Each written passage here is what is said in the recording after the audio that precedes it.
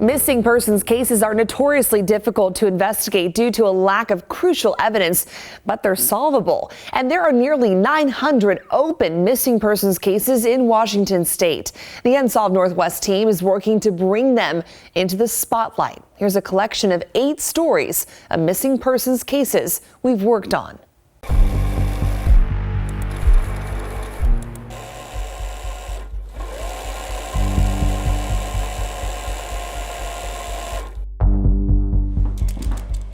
This one's heavy.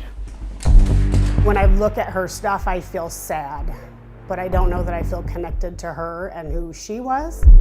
She kept every card she ever got. Is it possible there are some answers in here? I don't know. You were 2 when she went missing. Tell me what memories you have of her. Well, I hear she was very strong and beautiful and confident and loving and caring. I'm Jamie. My mother was Barbara Annette McClure, and so I am her daughter.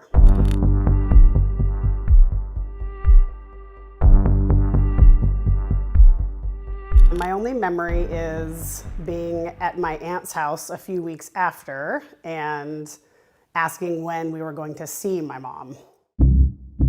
My name is Detective John Free. I'm with the King County Sheriff's Office Major Crimes Unit. November 2nd, 1978, Barbara went with some friends to the Sirloin Inn.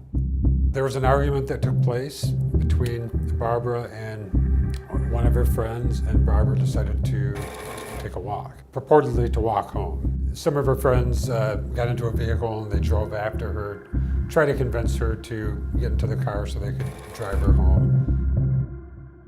She declined, said that she wanted to keep walking, and that was the last time anybody saw her.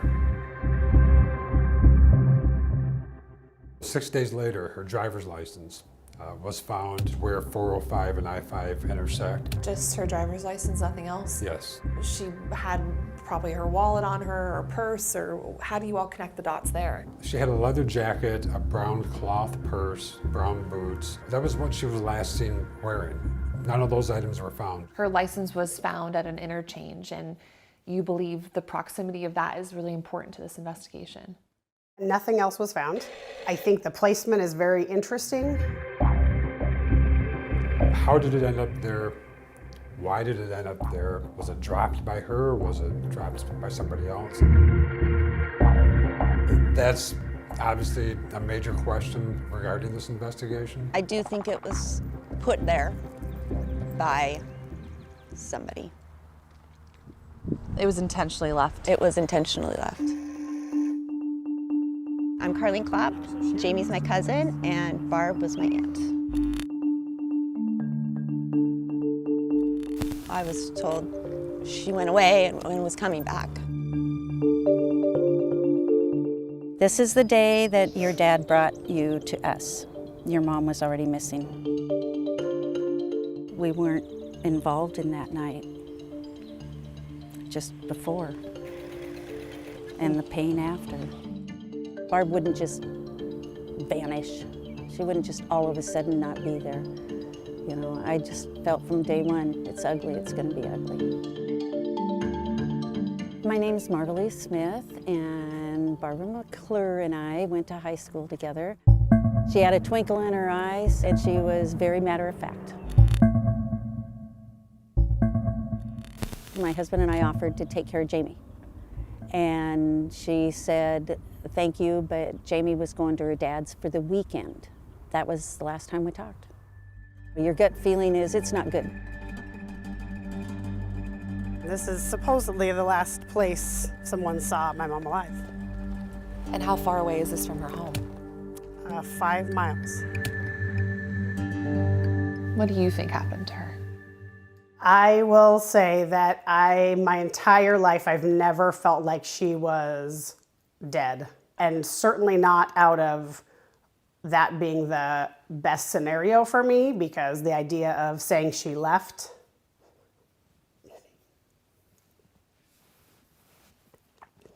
would be harder. I say that now, sitting here, because today I don't know that I know what I believe anymore. But with everything that we have been talking and looking at, I feel like there is a lot of other possibilities. I think that this is an investigation that can be solved. There are people that are here right now that know exactly what happened that night. And I believe that. Somebody knows the truth. So that's what I'm hoping for. It just should never have happened. Just never have happened. My hope is that people will look at me and say, there was a 2-year-old little girl who lost her mom, and you know something, or you may have just a tidbit of information that may lead us to something important and some answers. I think that's my hope.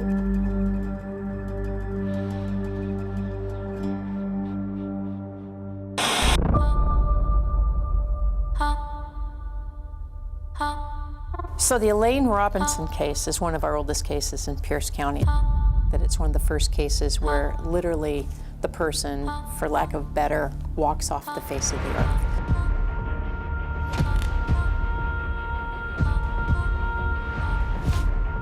She'd had a few things happen around the time of her disappearance. She had a breakup with a boyfriend, but otherwise was described as just somebody who liked adventure.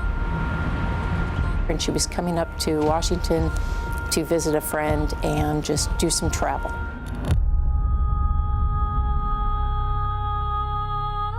From there, the story takes an interesting turn in that eventually it is found that she had been seen at Mount Rainier by 2 campers at Sunshine Point.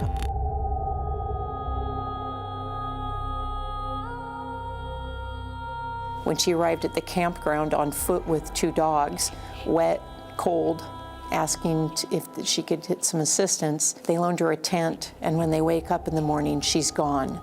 She's left her belongings behind, and both she and her dogs are now just vanished. Investigators have a limited amount of information about this case. We searched for more details at the University of Washington. They don't mention ever finding any trace of her or the animals after that final sighting at Sunshine Point. And that's a pretty good-sized search group that went to look for them. Yeah.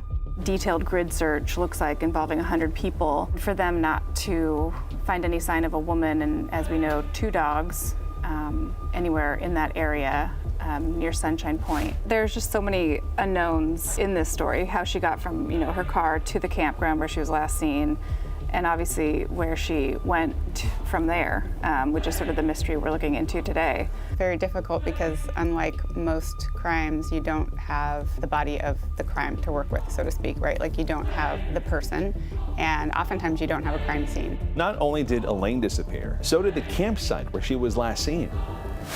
In November of 2006, nearly 18 inches of rain fell in Mount Rainier National Park, causing the Nisqually River to overflow. The Sunshine Point campground was washed away. Campers were disappointed to hear this popular spot was gone. So were investigators.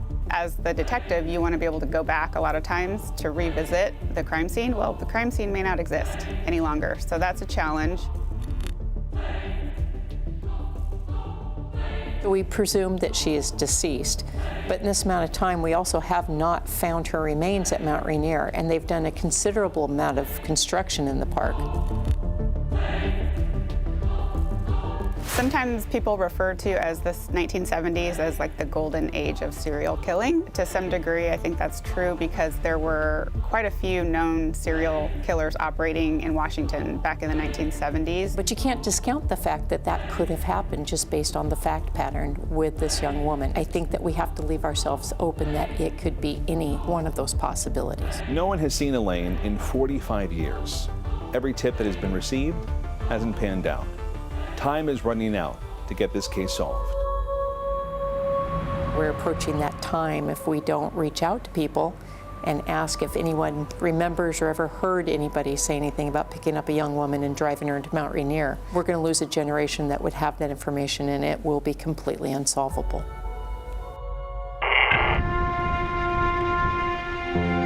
It was overlooked. overshadowed, like it didn't mean anything to anybody.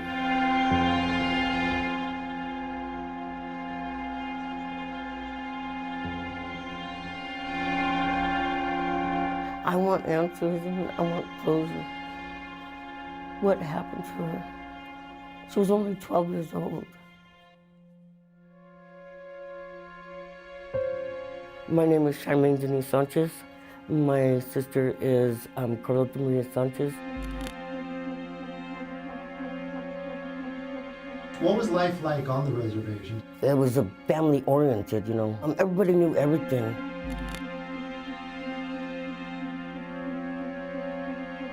We came up here because Grandma was sick, like a vacation, okay? And I was 10, she was 12.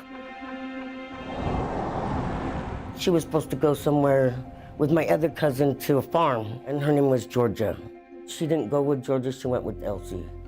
Elsie was kind of a troubled child. She would go run away. Did you know in your heart something was up? Yes. What did you know? Well, I knew that she wasn't there, and I knew that they weren't believing me because I was just a punk 10-year-old kid.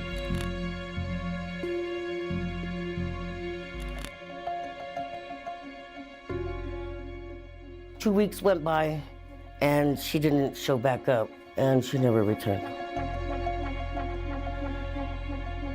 They should have listened to me. That's all. They should have listened. Because that was 2 weeks that went by, and we could have had it right there, you know. Some of the talk is that they caught a ride up through here, but no one can really, for 100% sure, say that they saw them. That's what makes it so hard in this investigation, is that there's not enough information to substantiate everything.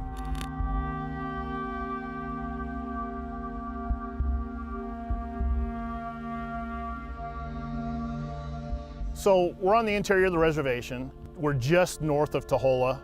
It's suspected that the girls kept walking this way. They could have been hitchhiking because there's a lot of vehicles that traveled that way. There's no proof of it though. That's the hardest thing about it. Another challenge is that investigators had very little evidence to go on. Charmaine says Elsie's parents weren't around, didn't take any pictures. So all detectives have is a black and white grainy image that they work to touch up. The case really never took off for anybody is because a runaway and or missing person was never something that you could just open a whole case on to start investigating everything. And then back then you would have, 4 to 5 different jurisdictions with tribal, federal, city, county, and state that may or may not look into the case. A lot of cases would get dropped or not even looked into.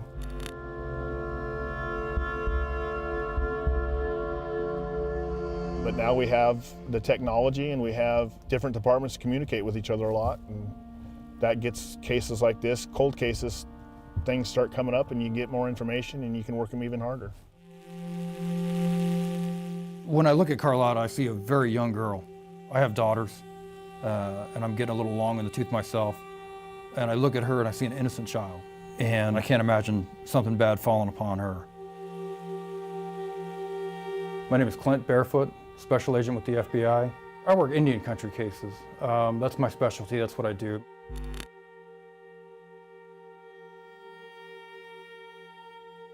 We were able to generate some information that led us to believe that there was something beyond 2 girls that ran away.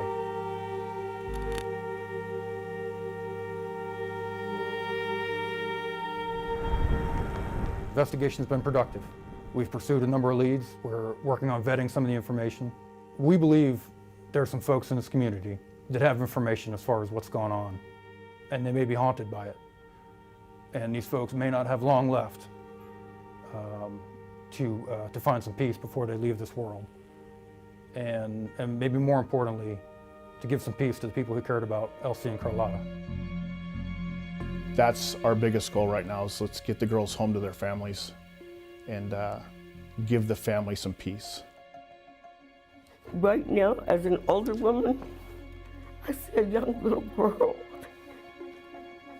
God bless her, look at how tiny she is. She was my best friend. She was my connection to life. So you're still looking for him? Absolutely. Every day. Every day. My daughter's favorite movie was The Never-Ending Story. This is it. It was September 1992. Diana dropped 14-year-old Misty Copsey off at the Puyallup Fairgrounds. I said, okay, I love you, baby. She said, I love you. And then she went off.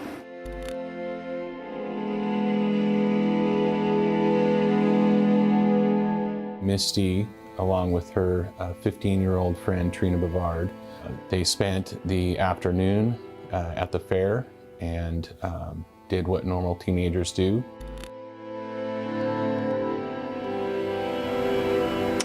She was supposed to catch a bus home and called me at work and said she missed her bus. Misty was never seen again. The last known sighting of Misty is a Pierce Transit bus driver.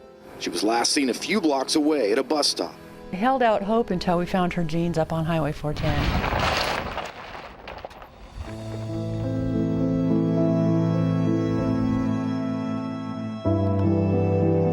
Found near the remains of 2 other young murder victims from Puyallup. They were her clothes, there was no doubt. Detectives never found Misty's remains, and they have not been able to tie those jeans or any evidence to any suspect. While Misty's mom firmly believed those jeans belonged to her daughter, investigators with the Puyallup Police Department concluded they did not. The DNA found on those jeans did not match Misty's. We would love to have more physical evidence. We don't know where Misty is. Without Misty, it makes it very difficult to find out what happened to her. She just can't be thrown away. Misty's mother was very motivated to find her daughter. My mom, Diana, by every essence of the word, she's a fighter. She expressed anger that her daughter had not been found. And her purpose, I wholeheartedly believe, is to be a mother. And unfortunately with Misty, that was taken from her. Just have her home so I could go be with her and comfort her, and that means the world to me. That would be, you know, all I could ask. We always endeavored to find Misty, especially so that her mother would have closure. And it destroyed her,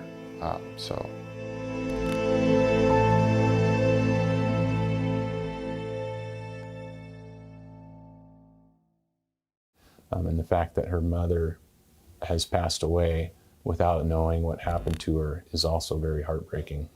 They're both gone now. They live through me. They live on through me. They breathe my breath. And it's important to me that we solve this.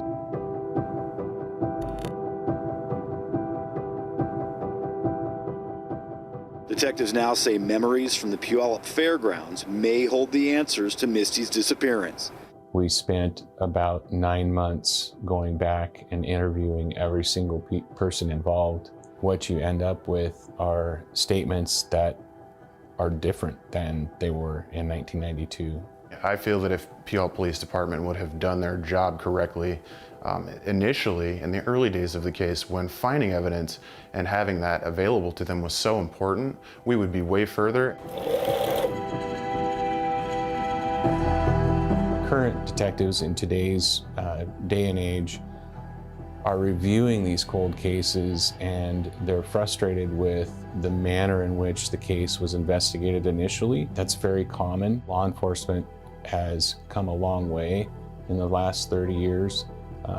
Advanced training, new technology. She was labeled a runaway, and she was not, honestly. I always felt that we could solve this case before I retire, and knowing that we may still be looking for Misty when I retire is, it's very heartbreaking. I was robbed of a sister. I was robbed of an older sibling, or a sibling in general. I'm an only child.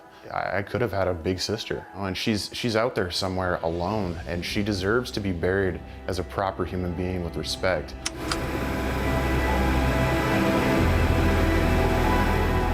and she was my child, and she needs to be put to rest respectfully. I miss her a lot. It's a scrapbook that my mom had made herself. These are all photos as she's dating my father. They met when she was 16.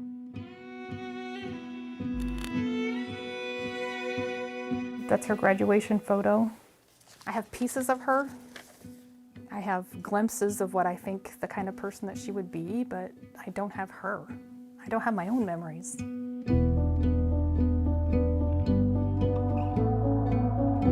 I am Suzanne Timms, and I am the daughter of Patricia Otto.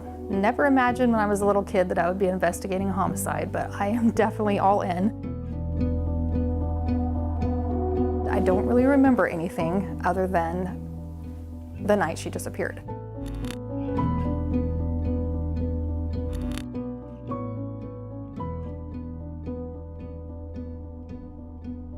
I was a curious 3-year-old, so when I started hearing crashing and yelling, I went to go investigate. And my mother and father were in a physical argument. I remember him putting his hands around her neck, pushing her up against the wall, and then dragging her out of my sight.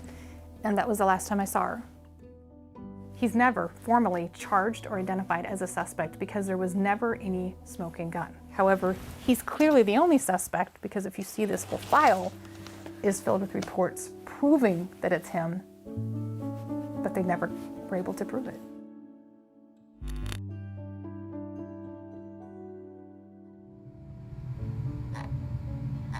So in June of 2021, I follow missing persons pages, and I'm just flipping through it, and this image of myself scrolls up on the page, and it was obviously shocking because I'm on a missing persons page. So I click on the information, and it describes a Caucasian young female found in the Umatilla forest in 1978, wearing red pants and a white blouse. It's not a red skirt, it's red pants. And it's not a white sweater, it's a white blouse. There is no way this drawing is me dressed in the same clothes that my mother was wearing in 1976 when she disappeared.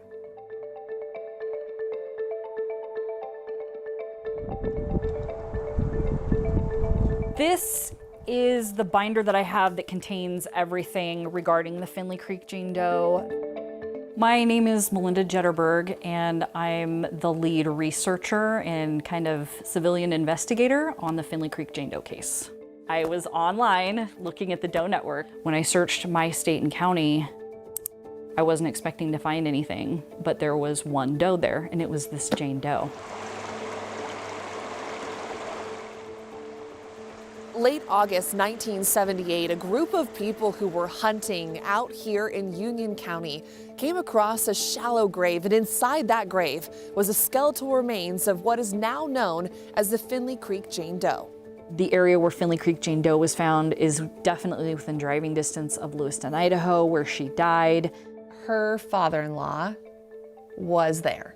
Yes. And found the body. Yes, he was an 8-year-old boy. My father-in-law was a child. He was there on the hunting trip. They were coming down for the evening, and it was getting to be dusk, and he said, "I think I found a body." If this body was found in 1978 by family that I married into in 2010, it's almost like my mother's solving her own homicide from the grave.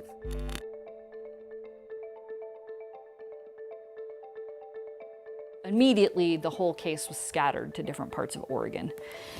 And just trying to keep track of all that is incredible.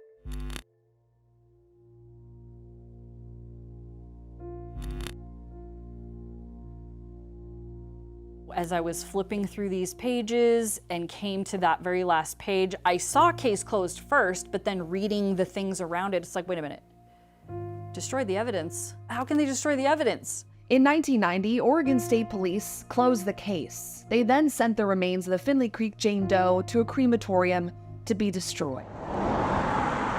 It would have been solved probably within the next few years with the advent of DNA if that had not happened.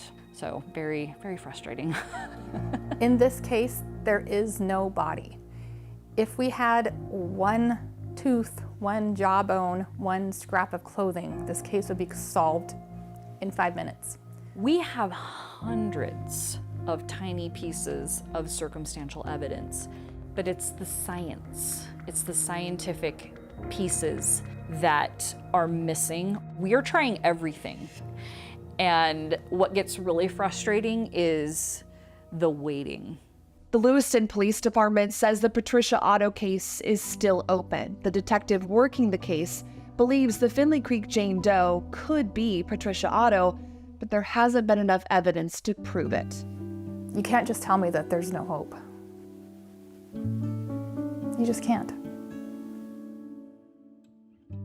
I am 99.9% convinced that Patty Otto is the Finley Creek Jane Doe. I'll give Oregon that little 0.00 whatever percent. However, they haven't been able to provide any information that leads us to believe that this doe is someone else other than my mother.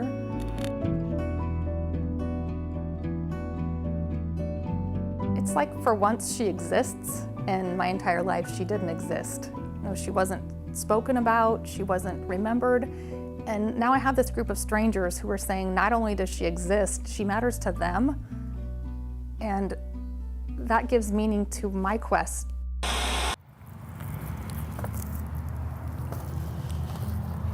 This is for you, baby girl. Mama will never give up in finding you. Just give me my daughter back. That's all I want. 2-year-old Teekah Lewis vanished from the New Frontier Lanes bowling alley late last Saturday night. Whoever did grab her up was probably watching us all night long. Tacoma police now say they've logged nearly 700 tips. I'll never give up hope on my daughter. I know she's out there somewhere.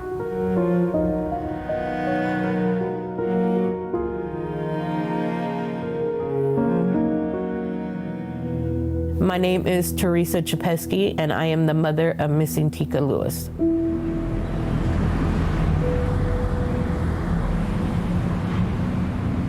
On January 23rd of 1999, I went to New Frontier Bowling Alley.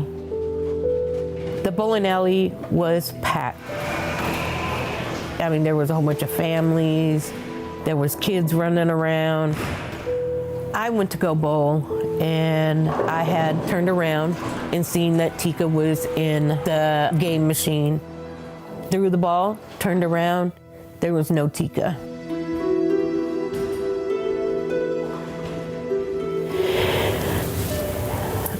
Immediately, my heart stopped. They had people going over there searching. The family was stuck, not knowing anything. Detectives have been working through leads all week. The minutes go by, the hours go by, and there's no news. As the time passes, there's much more concern as far as what's happened with her. Back then, there were no cameras. There were no videos of this incident. There was no physical evidence to look at and test to actually find out what happened. Can you talk about what 25 years does to a case like this? People forget. People's memories get replaced with what they think they remember. Time is not in our favor in this case. I know it's been 25 years, and some people give up hope, but I can't, because I think my daughter's out there somewhere. But as the years go on and there's no trace of Teekah, I don't know how I feel anymore. It's the little girl. She deserves to live out her life, and a mom deserves to have her baby. Deep down inside, my heart was ripped into pieces. Teekah's family returned to the spot where she was last seen. This is where the bowling alley used to be, and now it's Home Depot. What's behind you? The rainbow. And I know it's my mom. She's watching over me today. She knows it's hard, and she's not here to help me through this day. So she's doing it another way. Mommy loves you, and I'll never give up hope in finding you.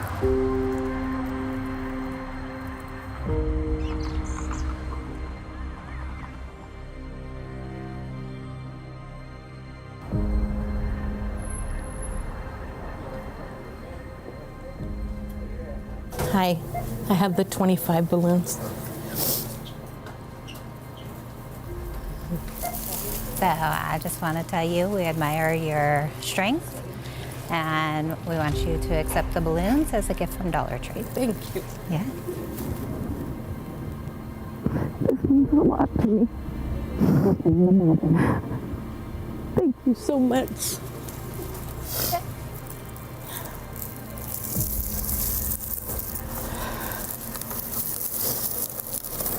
For them to give us is amazing.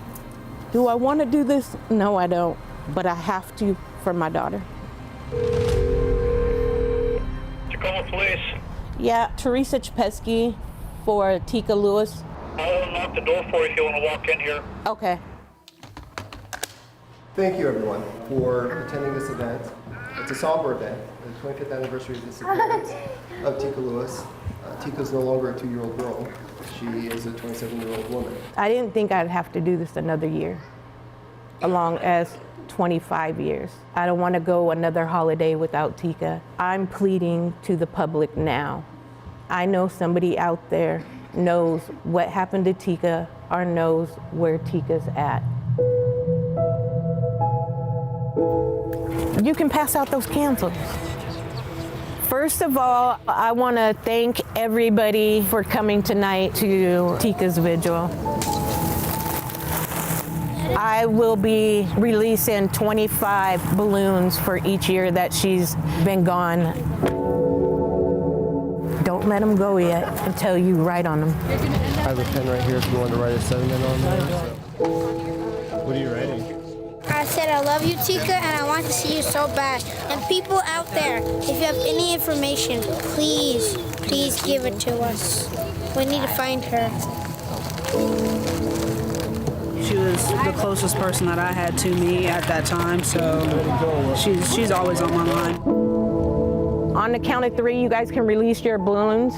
1, 2, 3. Let this be the last year. 25 years be the lucky year. You ask anybody about Josh Korvin and they'll think of a board, whether it's a skateboard or a snowboard.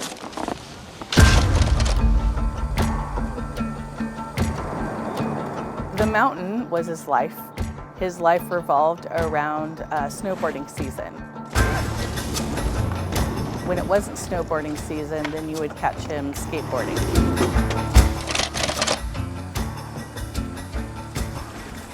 He was doing what he loved. He was his happiest then. He ate, breathed, did it. I am Crystal Ogle, and I'm Josh Korvin's sister. My name is Jenny Korvin. I am the youngest sister to Josh Korvin. Since I can remember, started out skateboarding, and then the moment snowboards came around, he was up at the mountain.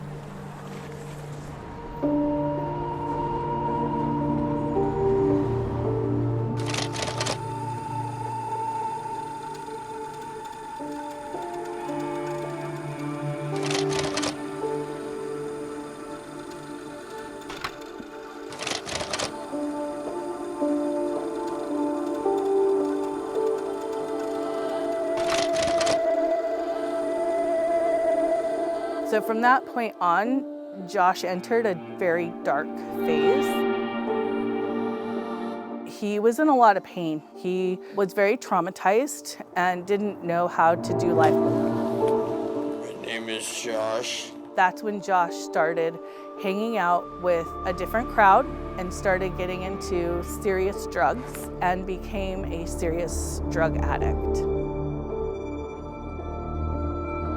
He was just spiraling out of control. His contracts that he had and sponsorships by skateboarding and snowboarding companies were what he used to help support himself. And when he didn't have that, he needed to rely on others.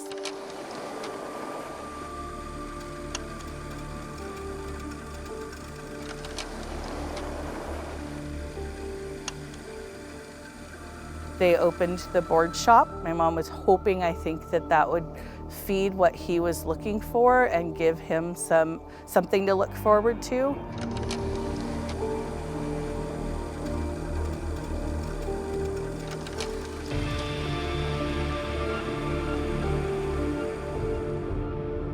A small fire had broken out in my brother's room. He was nowhere to be found. The fire was rather small, they were able to put it out, but they had found evidence that he had climbed out of his window on the second story and jumped to safety. He was nowhere to be seen.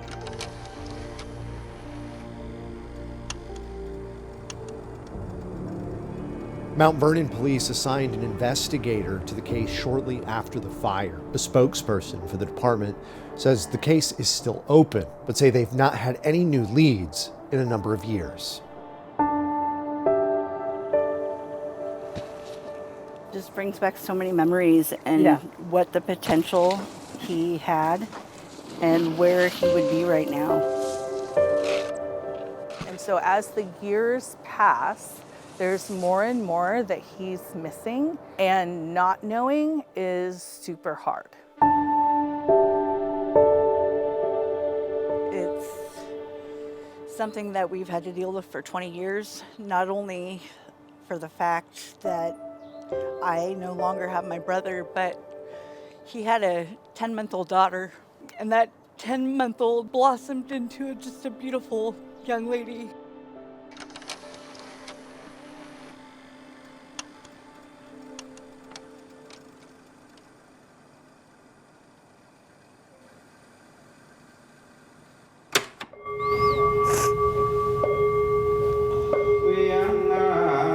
When somebody taking your sister away from you, you don't heal. It's you never heal. I mean, it's like living in hell. We're still thinking about her, and that we're hoping someone out there knows what's happened.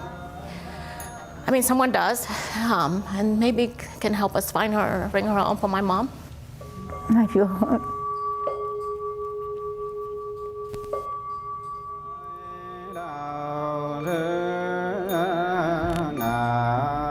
Today, it's just anniversary ceremony. What the monk is doing is just chanting her name, and that wherever she's at, they hope that she's at peace. I'm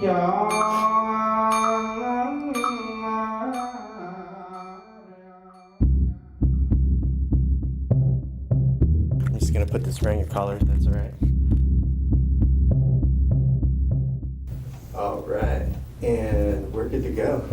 Yeah, I responded to their apartment. I have a vague recollection of it, just that I was called there on a call and talked to the family, got the information. This was just one of the flyers that was sent out by our police department at the time when we were searching for Wiki and investigating the case. She had left home in the Linwood area and gone to Shoreline Community College, where she was dropped off there reportedly by her current boyfriend at that time. And then from there was going to be going down to downtown Seattle. She worked at the Federal Building. She did not show up to work.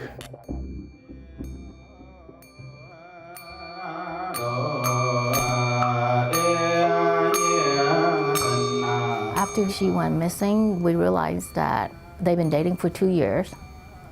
He was married. She was 17 when they met, and he was 27. She wanted him to leave his wife, and he kept promising her he would.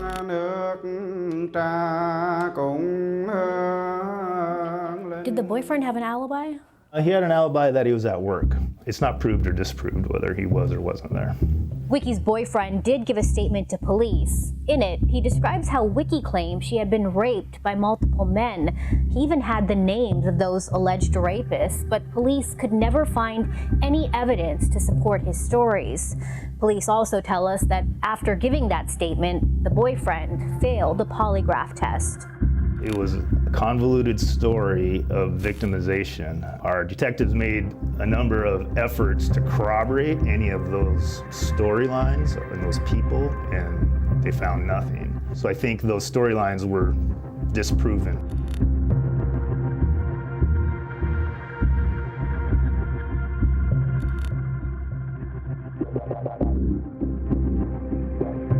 In the Asian culture, we don't really have therapy. We don't talk openly. We try to hide everything because what people think of us is very important. Do you have any plans, as best you know, to re-interview the boyfriend?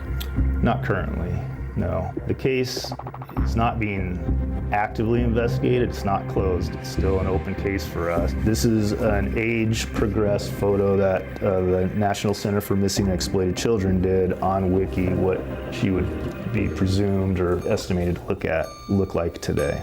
We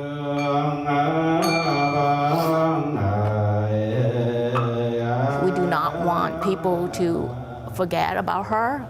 She still has a family that love her very much, that wants her home. Every time we do this, it's like she's alive again to us. I don't give up hope, and I'll keep going even after my mother's gone, and after I'm gone, my daughter will keep going.